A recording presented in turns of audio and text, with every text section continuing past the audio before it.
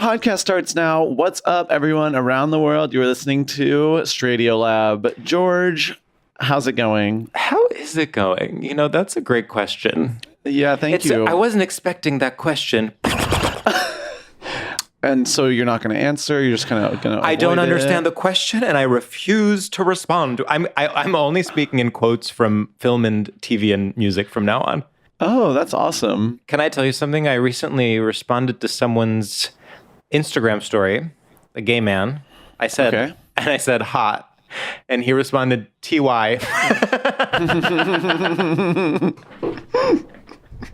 And in that moment, I said, this is exactly where I need to be.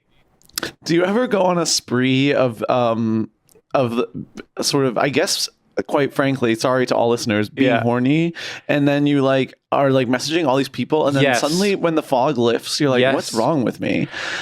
And when we say messaging, sometimes it goes far. Yeah.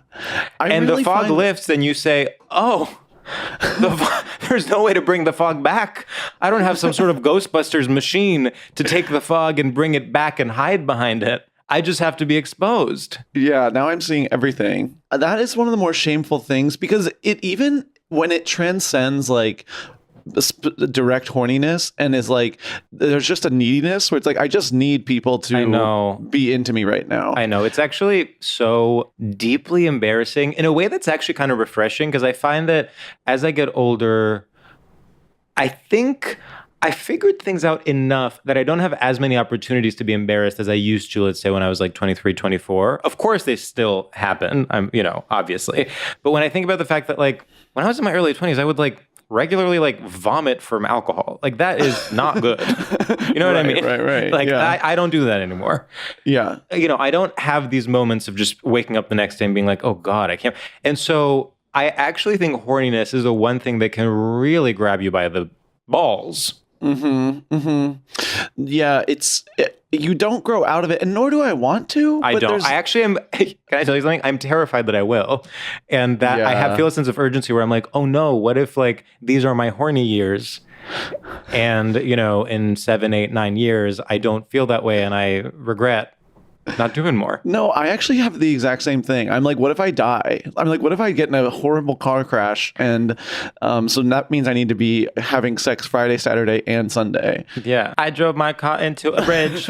I don't care. I had a sort of a classic sitcom scenario happen recently. Ooh, tell me. Where I went to, because one, I'm so shocked whenever I'm around people and they're freely letting you look at their phone and opening their pictures and being like, yeah, just scroll around. I'm like, what are you talking about? How? Yeah. No, I could never do this to anyone. You can't look. If you touch the screen, you will see me in ways you never wanted to see me before. I will say one of our dear friends, and I won't say who it was, but he's a frequent guest on this podcast, and his name is Max Witter, does have a screen cover on his screen where you can't look at it from other angles, which is something that I used to have one year when I worked in tech, because there was sensitive information on my computer screen.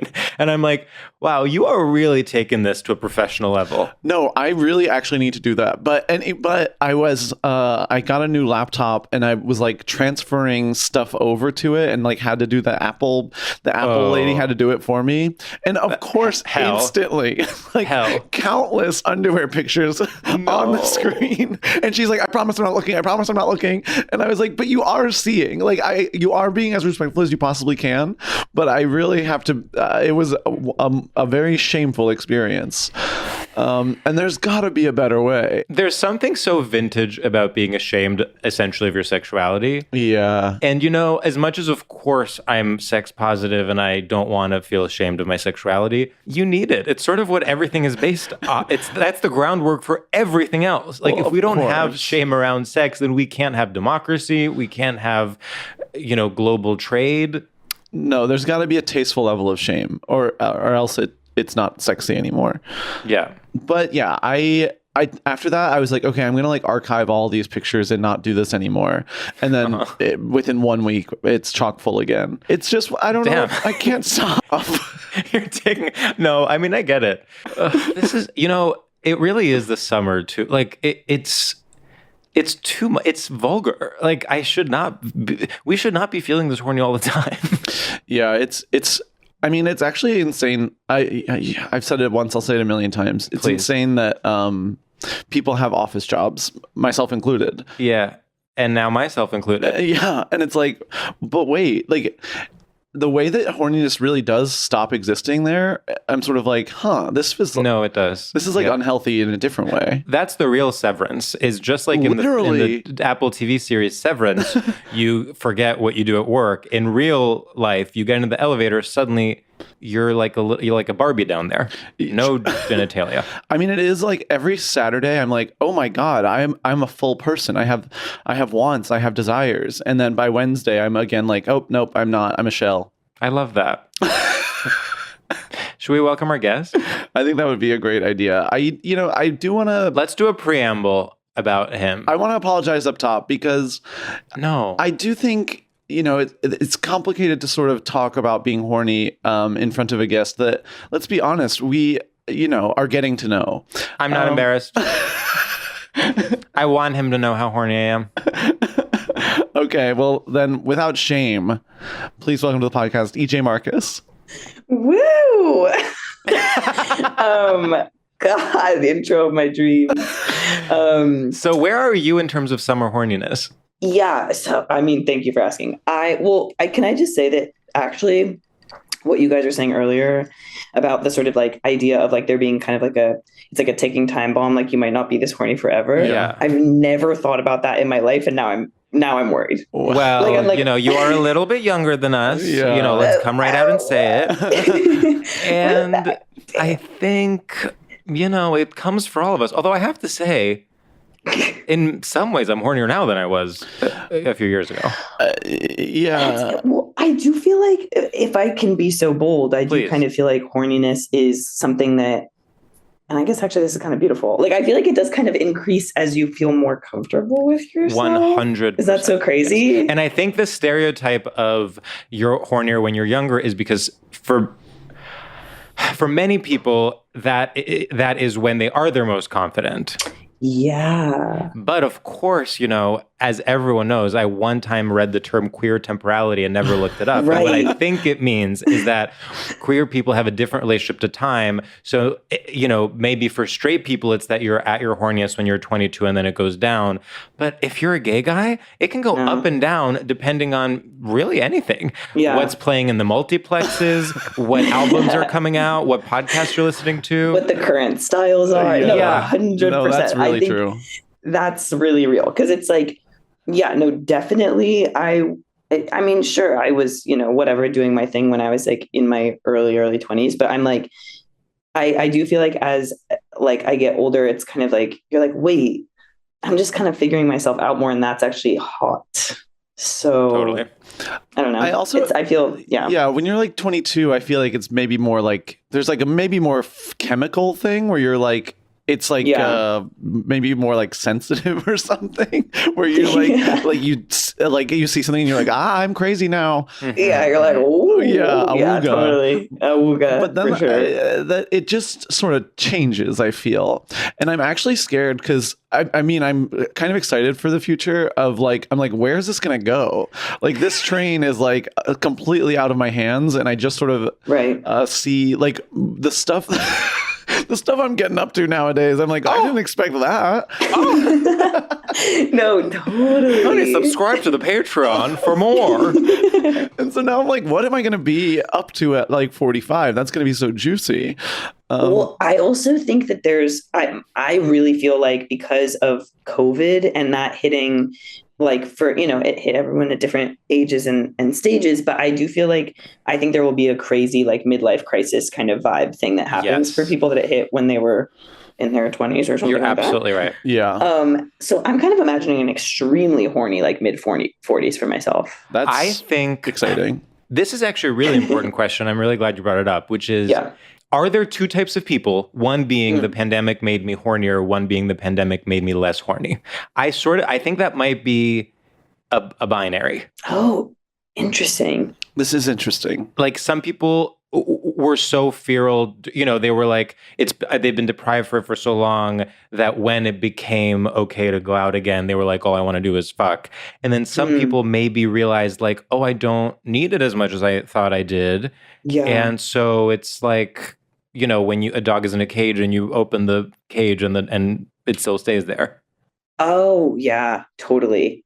I mean, I feel like for me, it was like, I feel like it's kind of happening in waves of like, I did the thing of falling in love with my wonderful partner during the pandemic. Aww. And so now we live together in what I would label domestic bliss, but also we are young. And so I think that it's like, it kind of like at first it was like, oh, like, wow, how amazing to stay inside a lot.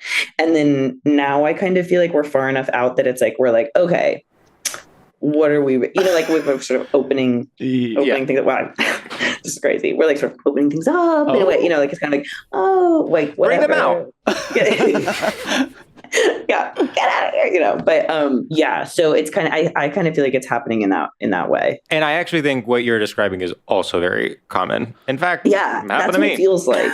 That's I feel true. like that makes sense because you're like, well, there you have the like safety and security. There's also always something in the back of my mind that's like, if the pandemic happens again tomorrow, lockdown again, I'm like, how nice to think that we would just like, there's like a safety net of like hunkering down. We know what to do. You're like, we know what you to do. Windex the can of chickpeas now. Like, we got this, like been there, done that kind of thing. I actually think it's funny to talk about pandemic again. I do think one of the weirdest things about it is that now, like pre-pandemic, when I would hear about a disease, I'd be like, well, that's never going to affect me.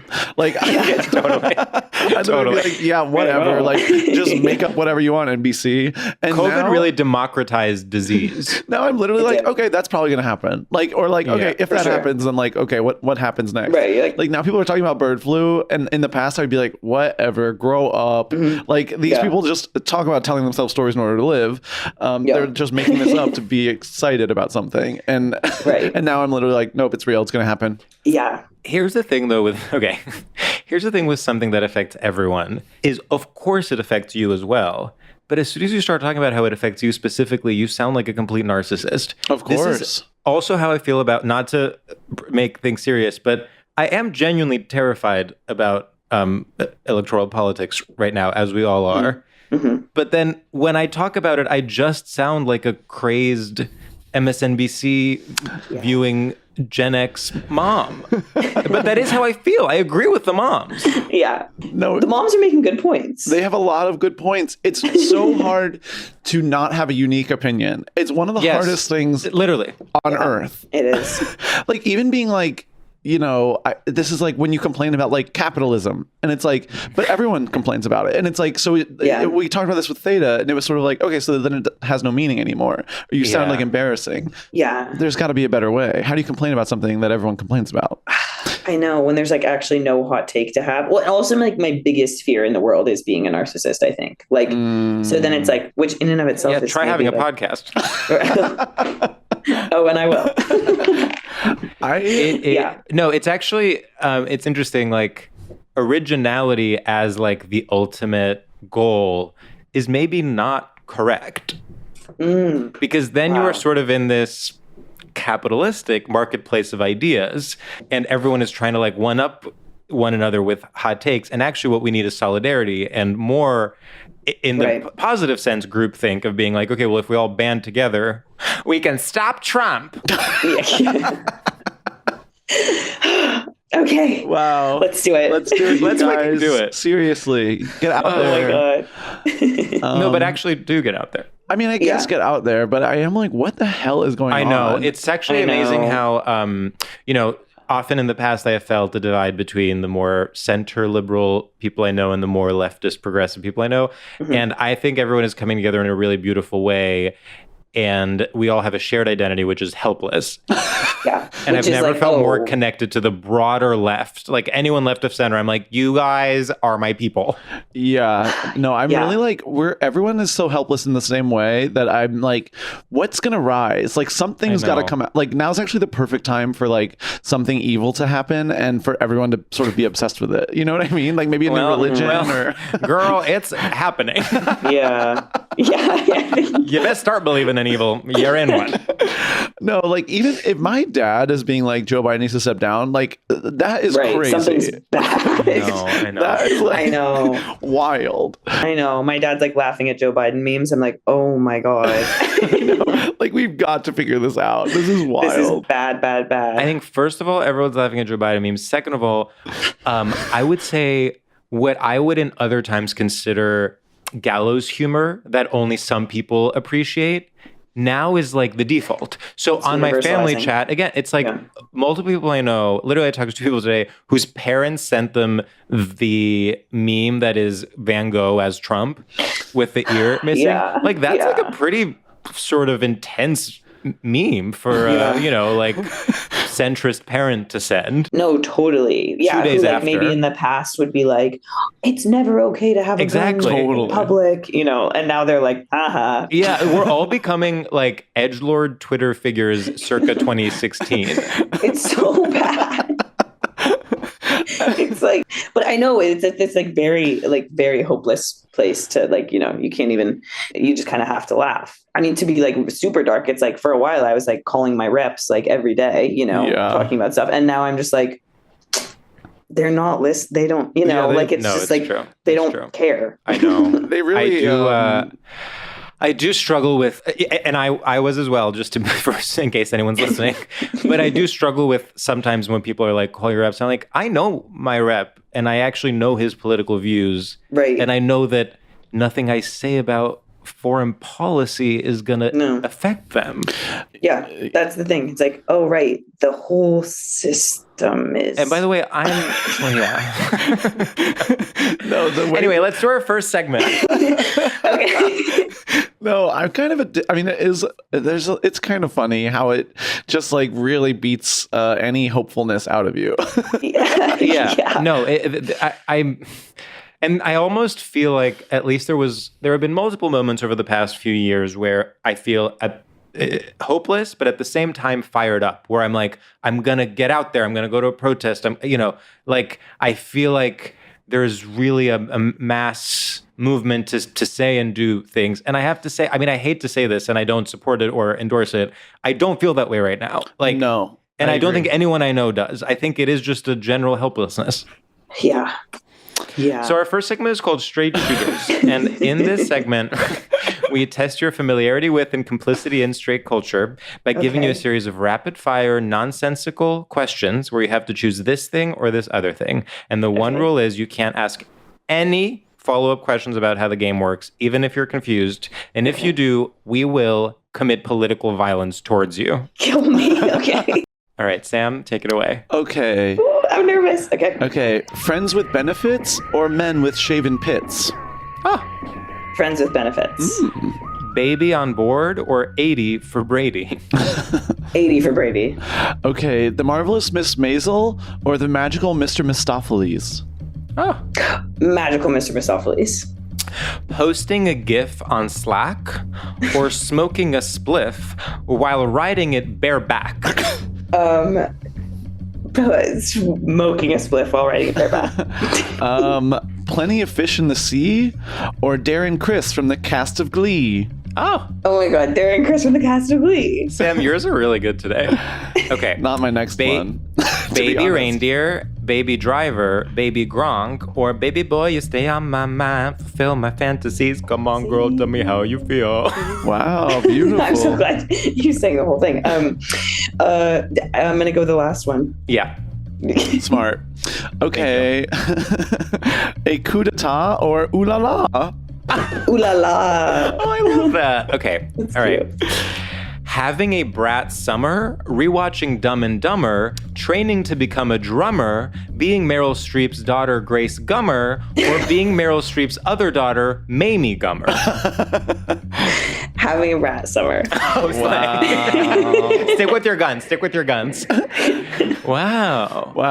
Wow. We rank our guests' performance on a scale of 1 to 1,000 doves.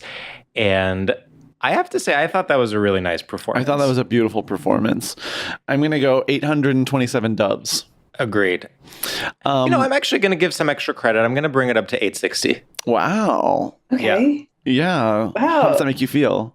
Me? Yeah. Really good. Yeah.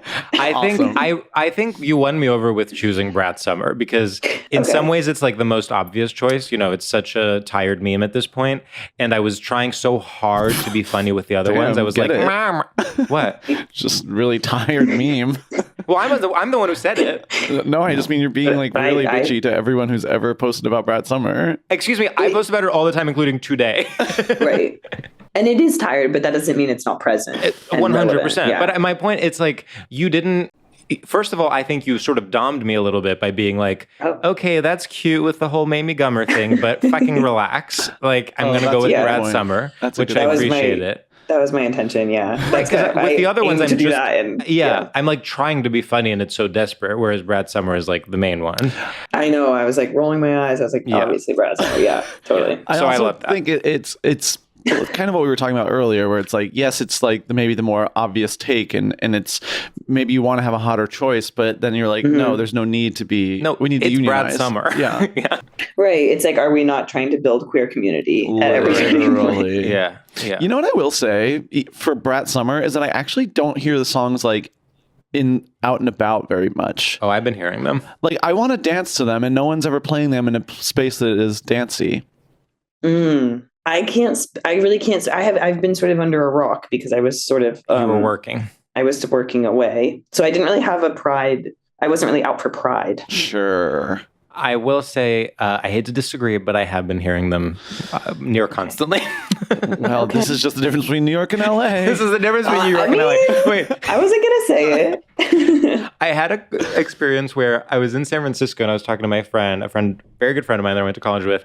And she was like, we were like, we're going to call an Uber. And she was like, we should take a Waymo. And I was like, I don't know what that is. The fuck is that? And earlier in the evening, I was talking about the film Challengers, and she had never heard of that.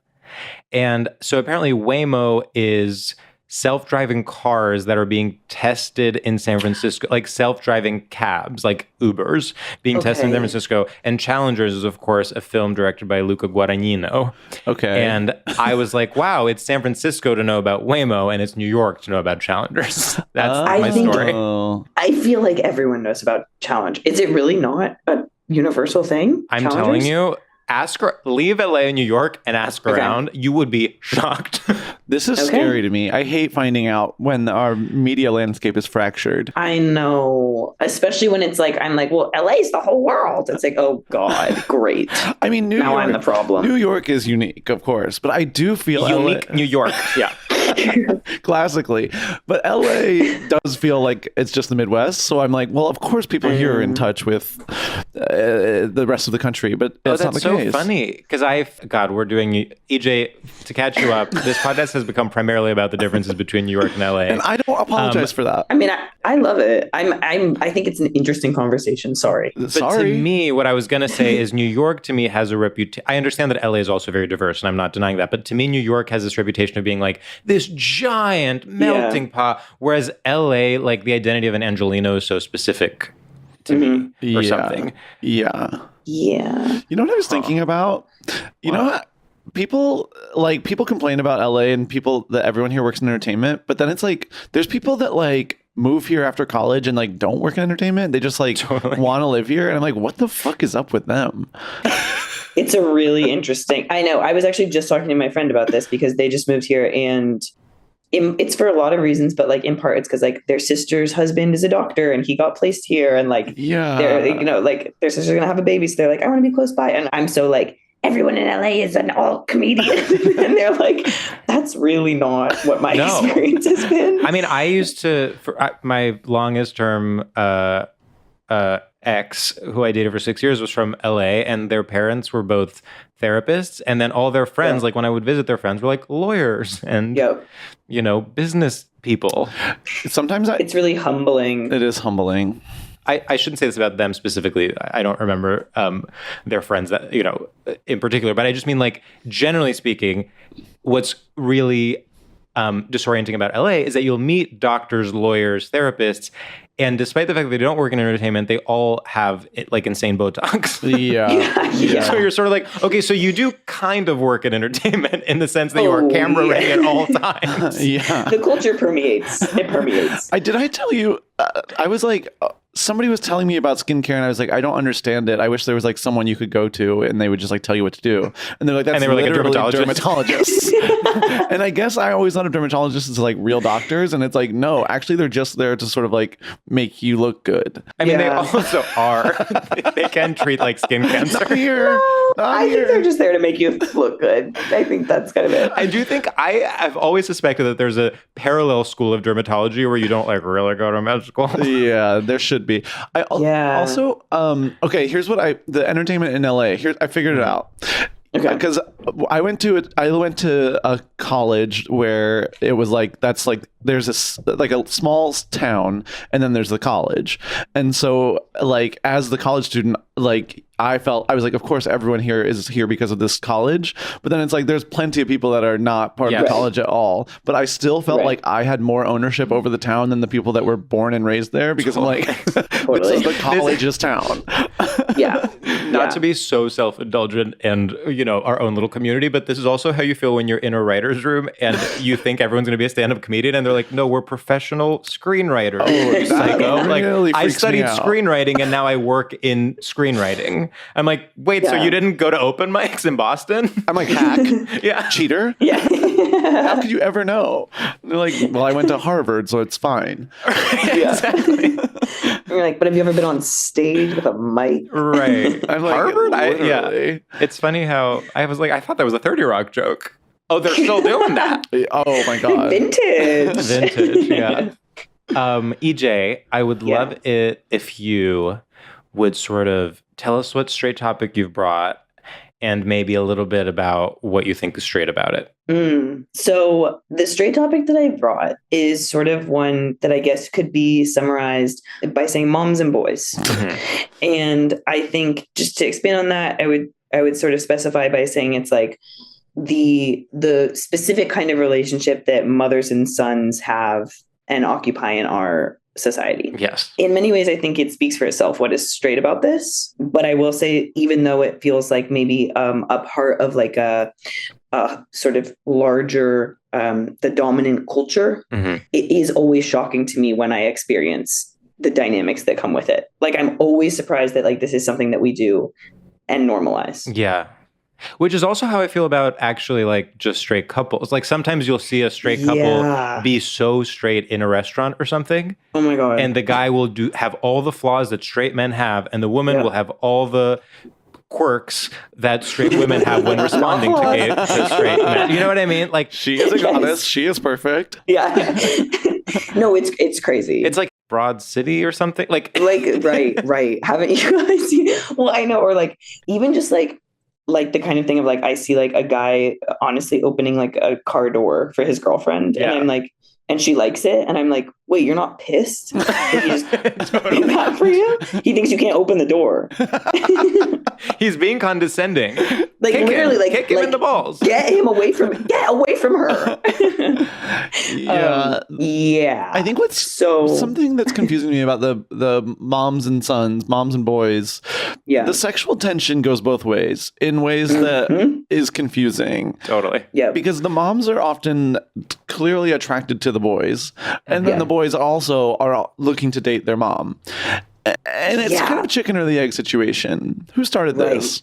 Well, because I think the thing is that the boys are definitely looking to date their moms, but I think that it's like, it's coming from this place of like, okay, I'm not going to name names, but when a friend of mine was getting married to, straight relationship, she was getting married to her now husband, his mom pulled her aside and was like, hey, like, she like tears in her eyes is like, hi, like, you know, this is her mother-in-law now.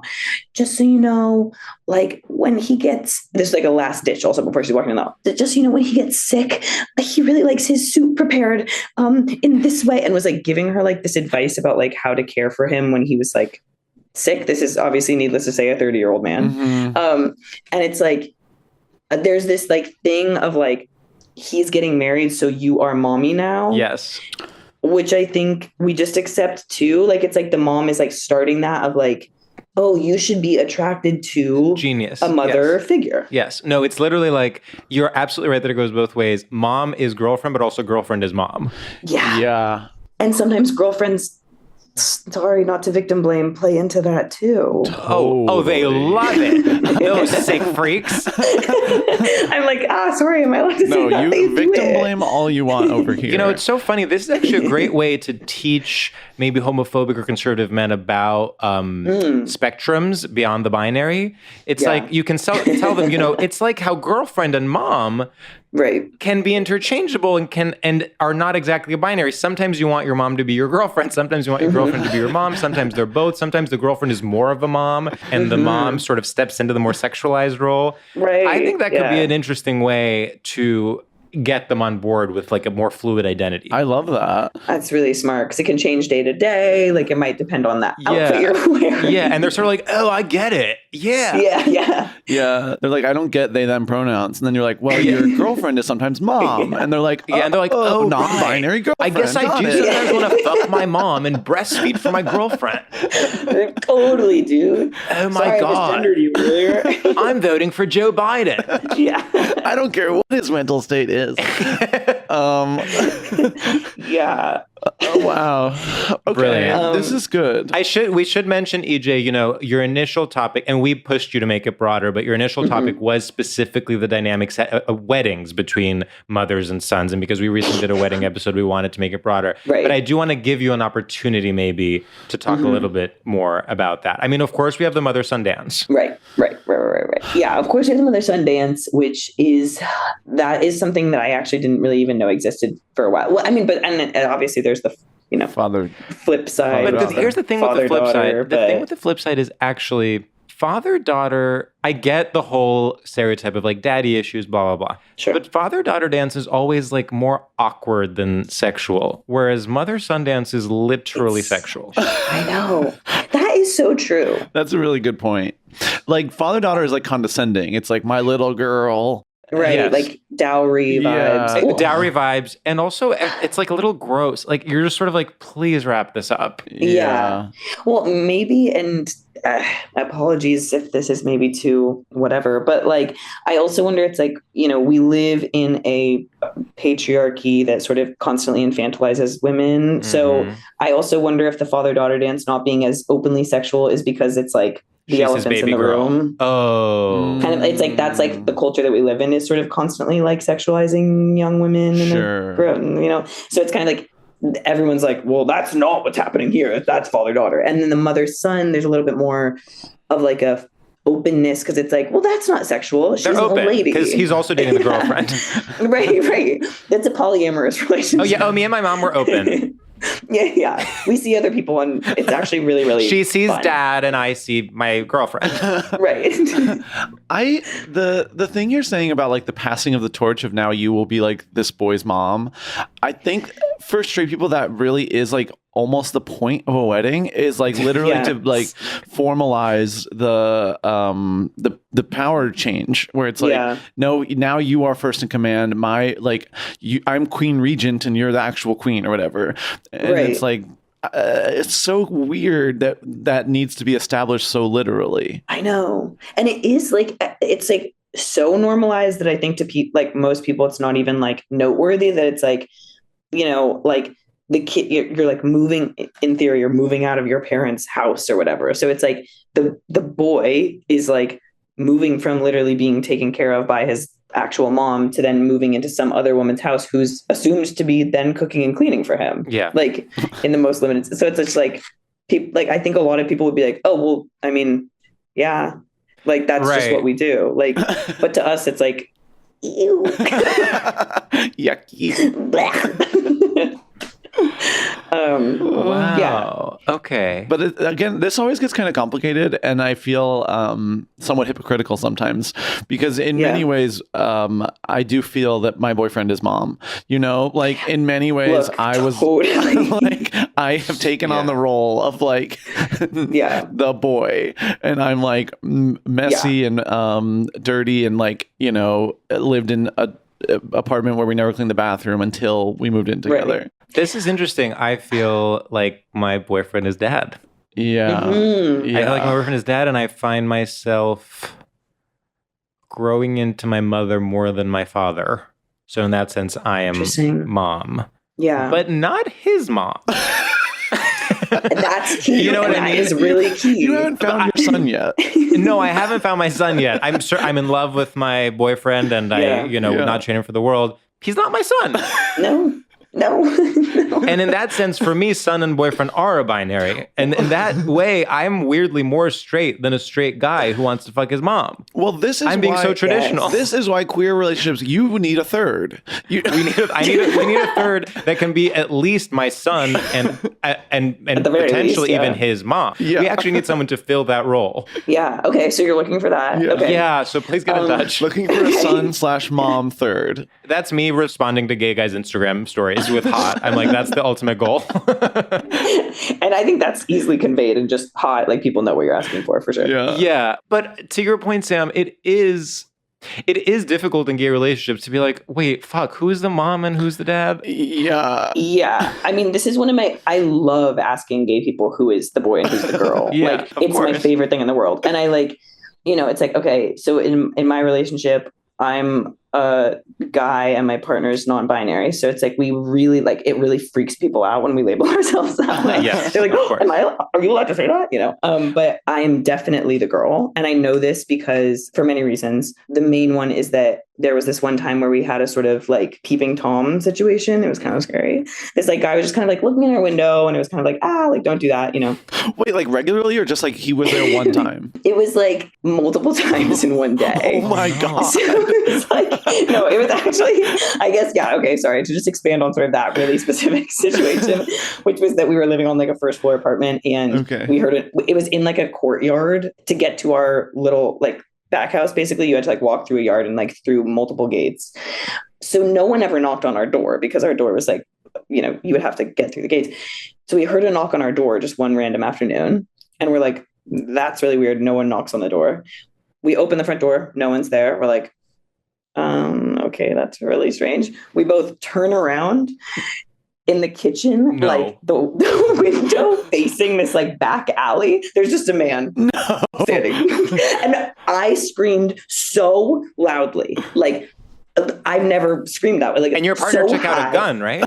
No, basically, I screamed so loud, and my partner literally was like, "Don't worry, baby, I got this." And immediately, just walks outside and goes, "Dude, you're going to have to go." And meanwhile, I'm inside holding the cat in the kitchen, literally going, shh. Oh my God, we've got a baby in here. Like, I'm like cowering. And Rue's out there, like, escorting this man, like, out the, and it happened instantly. And I was like, oh, boy and girl.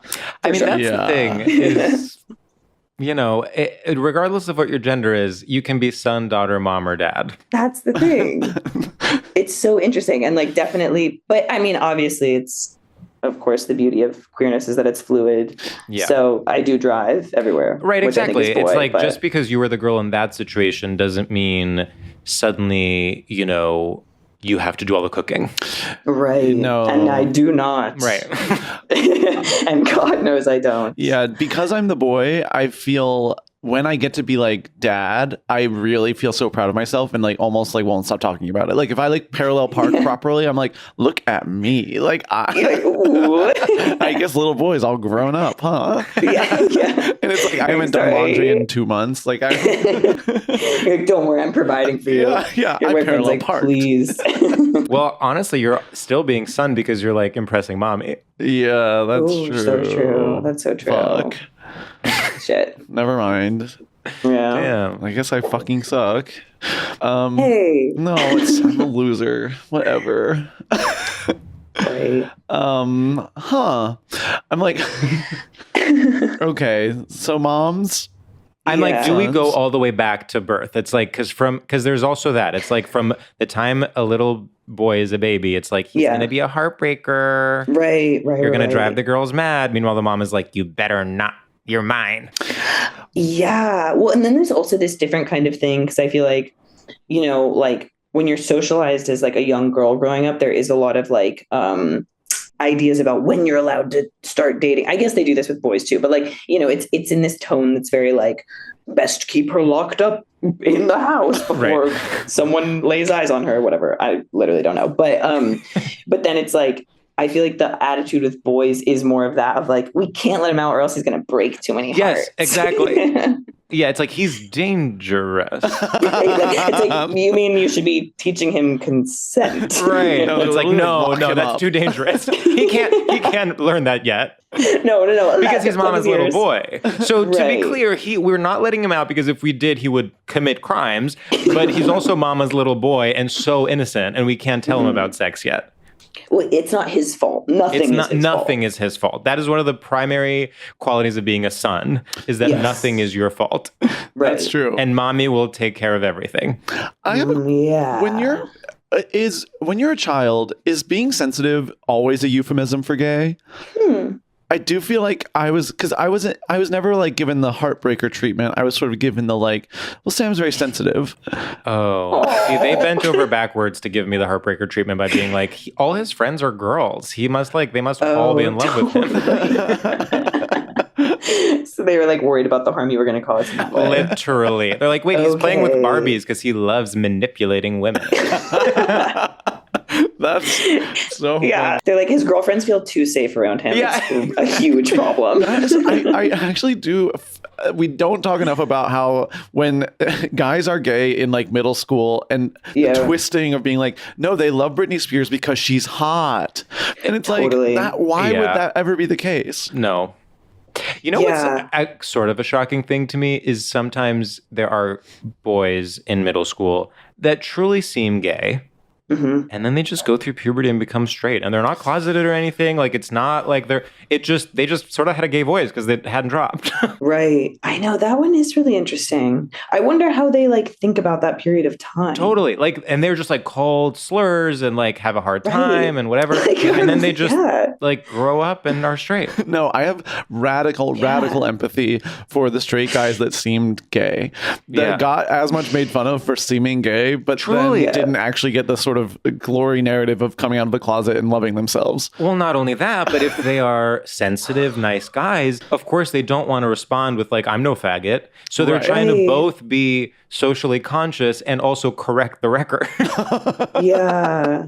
That's a lot to deal with when you're, 12? Yeah. Yeah, that's tough. They are God's hardest working soldiers. God's toughest soldiers? What's the expression? Yeah. God's strongest soldiers. But they're in the military. They're in the military. For sure. I mean, definitely they're fighting. Yeah. I mean, they're straight. Yeah. That's the only way they can prove they're real men. Yeah. By joining the military. That's so true. That's how they beat the gay rumors, is by joining the military. Yeah. Yes, not beating the gay allegations, I fear. That used to be Sam's least favorite, like, cliche, like, not beating the ex allegations. But then I, like, gaslit myself into loving it. Like, now I think it's the funniest thing ever. No, I can't stop saying it. It's actually so funny now.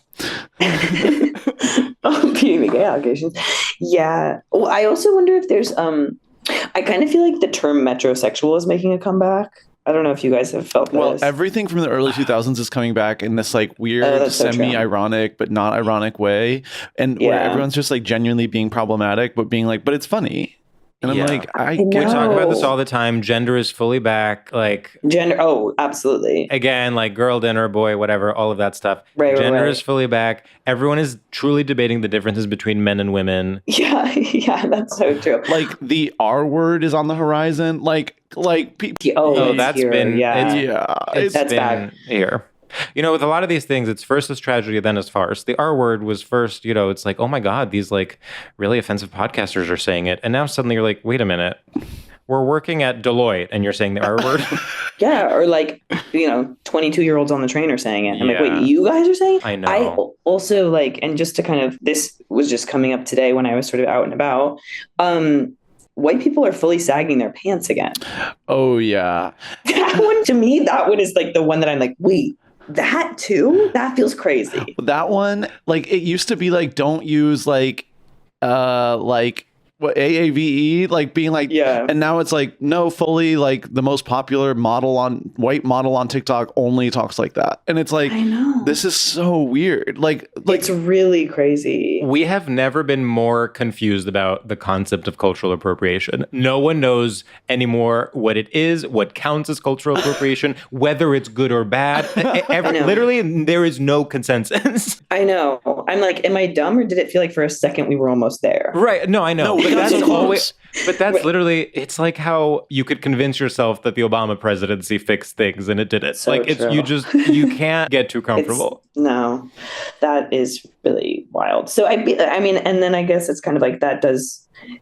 I'm sure that's empowering a sort of boy mom dynamic Yes. as well, Yes. because definitely that is like on the rise, as well as the sort of unapologetic like gendering of children, I guess. Mm-hmm. Like we're not really doing a gender neutral thing in that way, and it just makes sense with sort of the rise of the past. I do also want to, of course, we are almost an hour in and we have not even mentioned the name Freud, which, of course, she is an icon and a legend. Yes. Yeah. And she sort of pioneered you. this Original diva. idea. Right.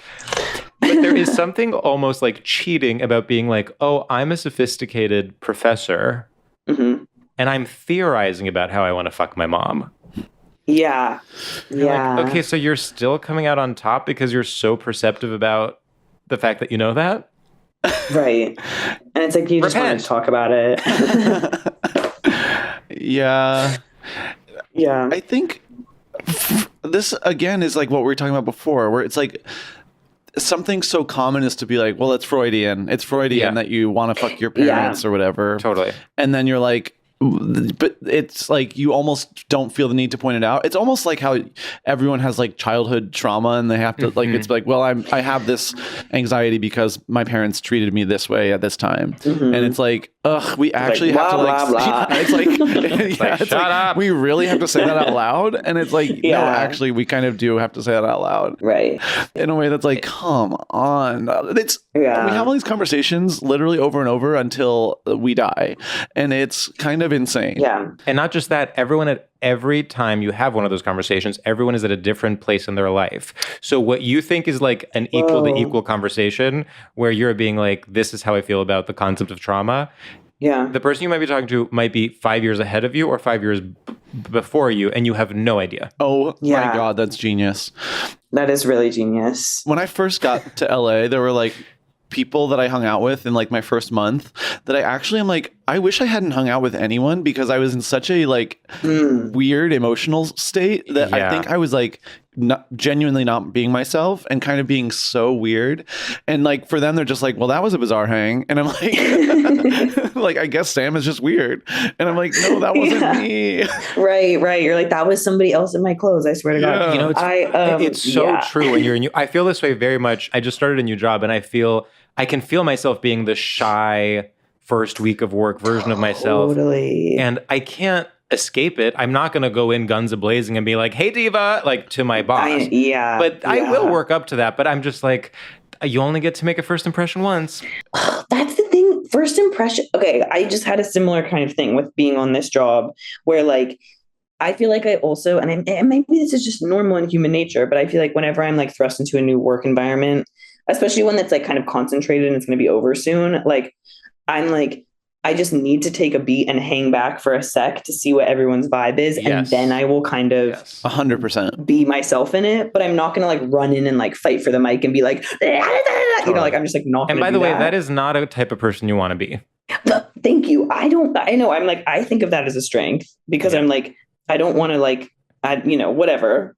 I like to just like suss out the vibe. Mm-hmm. But then it was like, it is so crazy when like towards the end of this job, a couple people made comments where they were like, it's crazy how like shy you were in the beginning. And I'm like, no one's ever called me shy in my entire life. But that's so wild that like now that's like a good like 20% of your interactions with me were me being like kind of quiet. Yeah. It like really like messes with your brain because you're like, whoa, like so who the fuck was that I was being? 100%. Also, you think you have a good idea of who you are, and sometimes you notice yourself acting a certain way, and it's almost like an outer body experience where you're like, oh, that's not how I actually am. No, totally. I know. I'm like, I know myself. And then it's like, actually? Yeah. Why are you being boring? Sometimes I will catch myself fully being like not to Really say that that's such boring. an exception. I understand, whatever. We all have Even our off sometimes days. I am uninteresting. But I'm just saying, like, sometimes I will be like, I know that if I was having a conversation with this person, me, Right. I would find them deeply uninteresting. Oh, totally.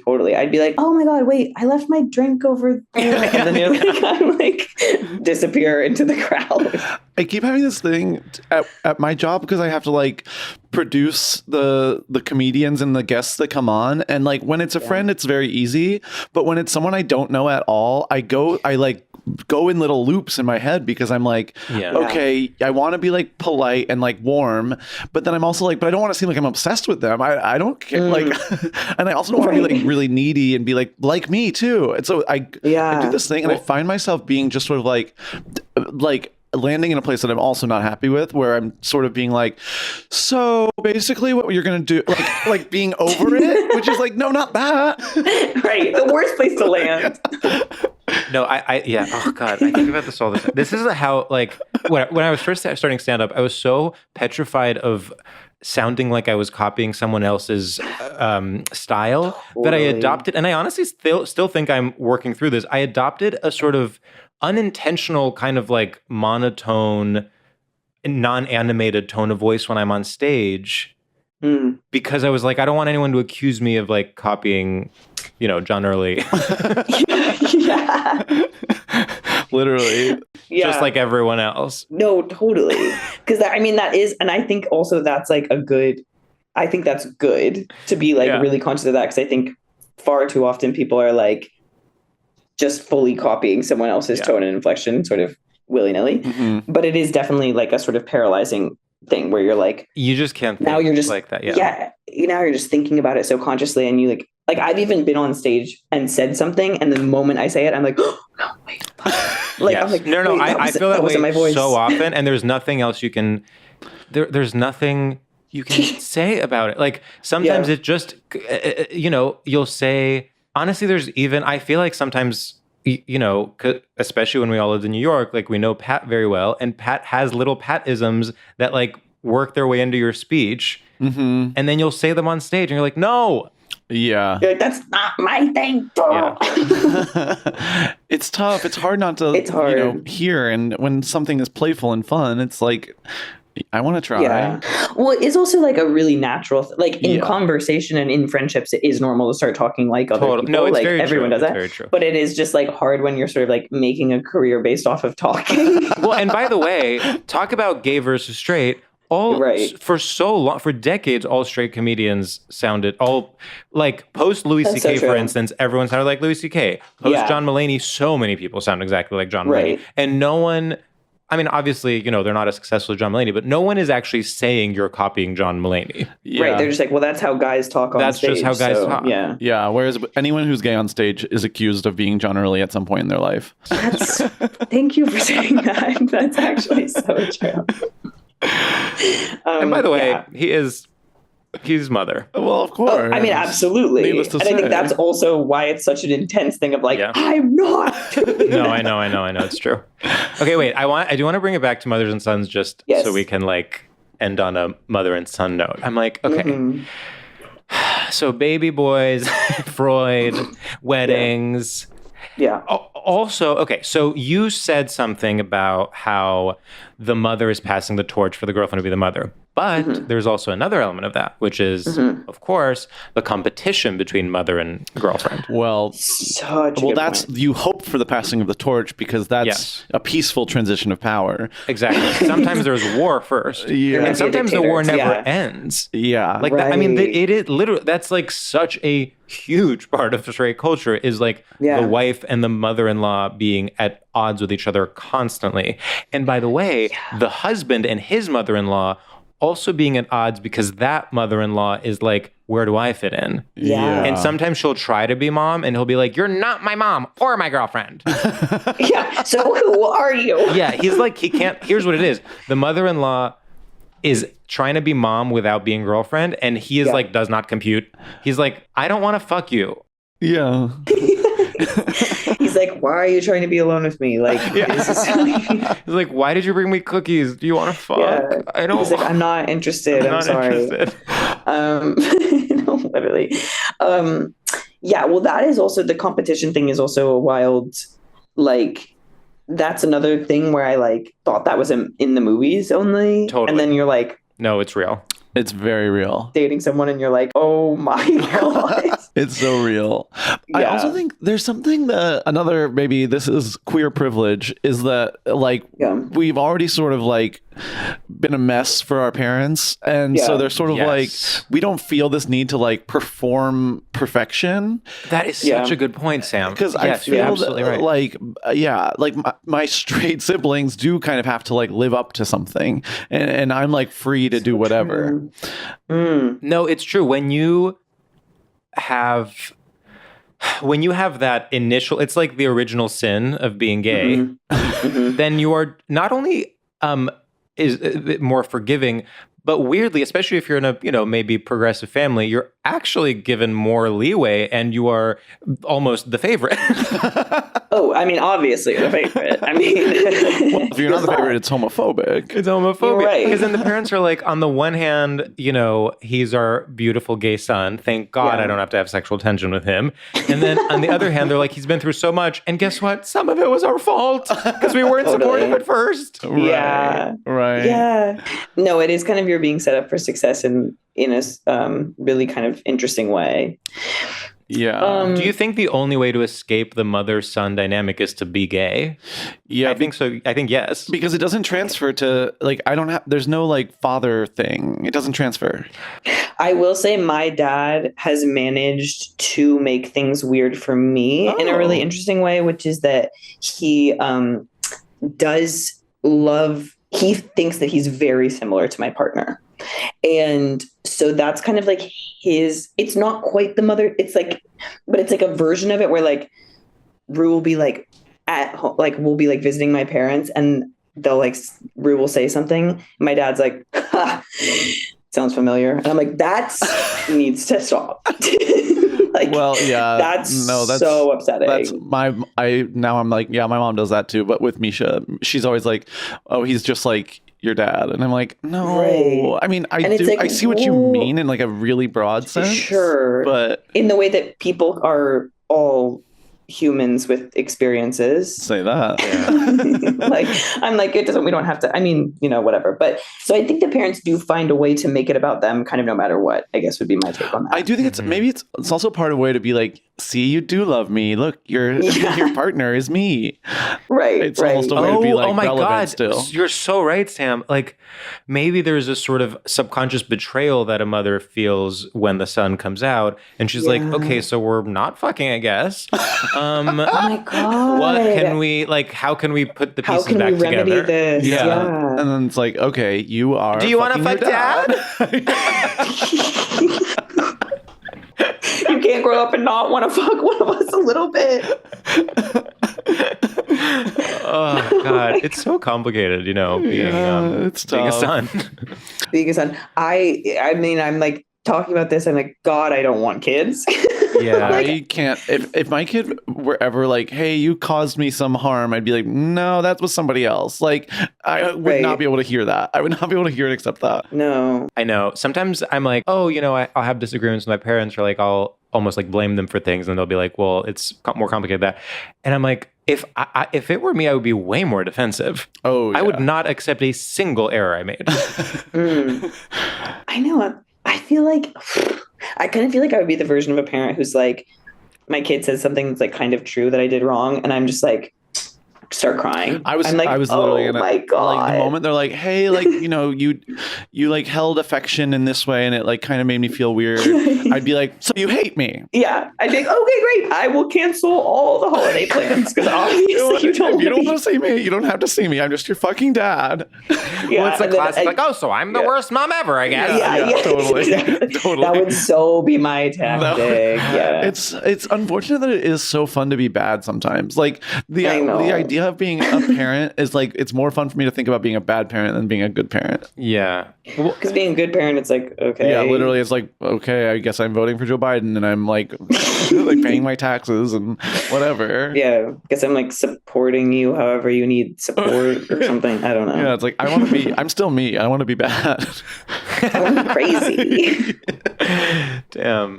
Yeah. It's so, parents aren't even yeah. allowed to be bad. Unbelievable. Well, and then when they are, by No. the way, like, in LA and Brooklyn, you'll see, sorry, not to, I'm being so personal today, but like, I'm just saying, often in like more sort of like urban environments, parents will grasp onto their coolness way past when maybe people in like more suburban or rural areas will. And I'm not even saying that as a good thing. I'm honestly saying it as a pretty pathetic thing. But it's like pretty tough. Yeah. You're like going out and you're seeing a dad with a stroller and he has like sleeve tattoos, an alternative haircut, and like wide pants, and you're like, okay, so what are we doing here? Right. It's like, so you're trying to look sexy again? Yeah. Always. Yeah, I saw a mom in Erewhon recently that had like the most chic asymmetrical bang I've ever seen in my life. And I was like, this is hard to maintain. Like, you are putting in a fuck ton of work to keep this bang popping. Yeah. Something's up. Something's up. It's a complicated, because I feel bad. Both sides of this spectrum I get sad at, when people have kids and are instantly like throwing out their youth and are like, now I have no shred of that past. That was the old me. Now I'm just this. Yeah. And then I feel sad for the opposite too, where it's like, well, I'm barely a dad. I'm still, very alternative. I'm like, yes. And as someone, I think, Sam, you and I both have parents that were like, we're sacrificing everything for the kids. yeah. As much as I wouldn't necessarily want to do that, I would feel such guilt for maintaining any semblance of a personality.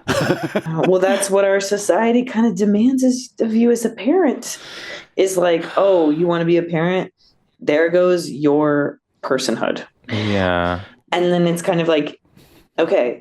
And here, tying it all together. It's kind of like, maybe because when a dad doesn't do that, like when a dad's like, I'm going to still be cool and have my like rock star era or whatever. Yes. It's like classic and really annoying because it's like, of course you get to do that. But then it's like a mom is like, okay, my kids are my whole personhood. And thus, okay, dad's off doing whatever he wants to do. Maybe that's why we end up with mom kind of being in love with kid. Wow. Is that crazy? Wow. So basically, Freud is actually doing the opposite of rolling in his grave. He's standing up and giving you a round of applause. Yeah. So we literally need like universal childcare, and then moms will stop wanting to fuck their kids in the same way. Like, honestly, maybe. Because I'm like, these poor. Yeah, like, they want to fuck them because they're stuck raising them. Right. Because they're like, what Get the fuck out there, else am I- girl. Go to the club. Go to club night.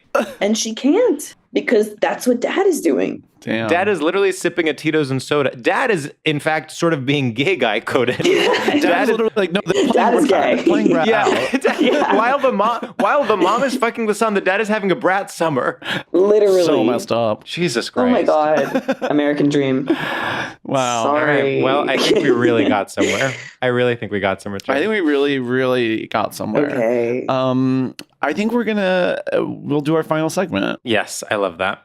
Our final segment is called Shoutouts, and in this segment, we shout out to anything that we are enjoying in the Grand Straight tradition. So imagine that, you're in TRL in Times Square shouting out to your squad back home, Z100, whatever, just about anything that you like. I actually do have one, and I actually feel silly for not having thought of it before. George. Okay. So EJ, we always think of them on the spot. I actually don't have one, so Sam, you can go ahead. Okay. What is up, freaks, losers, and perverts? I want to give a huge shout out to Tuvelu, aka Tovlo, depending on how committed you are to saying her name correctly. I feel mixed on it, but I've started saying Tuvelu, and I want to say I'm loving this girl. I have been listening to the EP she put out this summer. What's it called? Heat. And I think it's so fun. It's so obviously gay guy coded, but in a way that's like, when there's so many people that are like, this music is inspired by like the gay clubs, and this one it's like, no, this is lived in. Like, she has been there, and there's such a subtle difference, and where there's a tastelessness to it that is really tasteful, and I'm really addicted to it, and I think I'm starting to even love her personality. I think a stan is growing, and I'm ready to dive back into her past and be addicted to her. And it's always amazing to find a new girl. Tuvelu, I support you, I love you, and I celebrate you. Thank you for getting me through this horrific summer. XOXO, Sam. Woo! Wow. That was awesome. Okay. All right. I'm gonna go. What's up, cinephiles out there? I want to give a shout out to the film The Cook, the Thief, His Wife and Her Lover. I repeat, The Cook, the Thief, His Wife and Her Lover. This film, it's not streaming anywhere, and I had heard about it from many letterboxed adjacent friends of mine for many years. They said, oh, it's a horny movie with Helen Mirren. And I said, add it to the list. That woman is taking her tits out every chance she gets. They said, oh, okay, sure, a horny movie with Helen Mirren. Sure, I'll get to it at some point. Cut to, it's playing at one of our local repertory theaters here in New York City. I love New York. I go last week. I had the time of my damn life. It is like a bacchanal. It's sort of like it's set in this giant restaurant, and Helen Mirren plays the thief's wife. She goes there and every day cheats on him in the bathroom with her lover while the husband is having dinner. And then she's there for like 45 minutes. They have full penetrative sex. And then she comes back and she's like, sorry, I took a while. And then that happens over and over again. And then the action really crescendos into like a really amazing finale. And I don't know. Are they making movies like that out there? Is Emma Stone in a film like that? I don't think so. So go out there, support Helen Mirren and her gorgeous breasts and her acting abilities, and watch The Thief, His Wife and Her Lover. Not streaming anywhere, so look up showtimes. Wow, incredible. Yeah. Okay, awesome. Well, okay, sure. Yeah, go here I go. Okay, and tapping back into the cinephile heads, I just want to give a huge shout out to a movie that I watched on a plane that I had never seen before, called Dirty Dancing. A little film called Dirty Dancing that I'd never seen. And the thing about this movie is that I went into it, and I'm going to be honest, I didn't really understand the Patrick Swayze thing. Sorry, I respect it, but he has never done it for me personally. After watching this movie, first of all, my life was changed because there's a wonderful feminist undertone to it. Second of all, I kind of get the Patrick Swayze thing now. It's still not like, he's still not my favorite in the world, but The Lift, it is everything that everyone said that it was. So yeah, I would just highly recommend watching this movie if you haven't already. Wow. It's like a hot take that it is gorgeous and super sexy, and that honestly it's gonna make you want to dance. Sorry, but you should give it a try because the dance moves they do are things that I've never seen in my life. Like when they're all in the dance hall going crazy on each other. Have you guys seen it? I actually have never seen it. I should. Oh my god, you guys have to watch it. Okay, we're gonna watch it. Can I tell you an early memory of mine of like knowing someone was gay? Was I was in a plane, and this was back when some of the older folks in the audience might remember. It used to be that each chair didn't have its own screen, and they would like program. Or actually, no, each chair would have its own screen, but you wouldn't have like your own remote. Like it would just be a movie playing that everyone had to watch. So it was always like, oh my God, what movie is it going to be? Oh my God, what movie is it going to be? And so I saw this flight attendant putting in a movie, and I was like, oh, what movie is it? And he goes, Dirty Dancing, Havana Nights. And I was like, you're gay. You're like, wait a minute, bro. I'm like, no, bro, chill. I don't know what that is. I don't know what Dirty Dancing is. Havana Nights sounds pretty gay. That's so. Well, EJ, thanks so much for doing the pod. This was a real treat. Thank you so much for having me. It was the best time ever.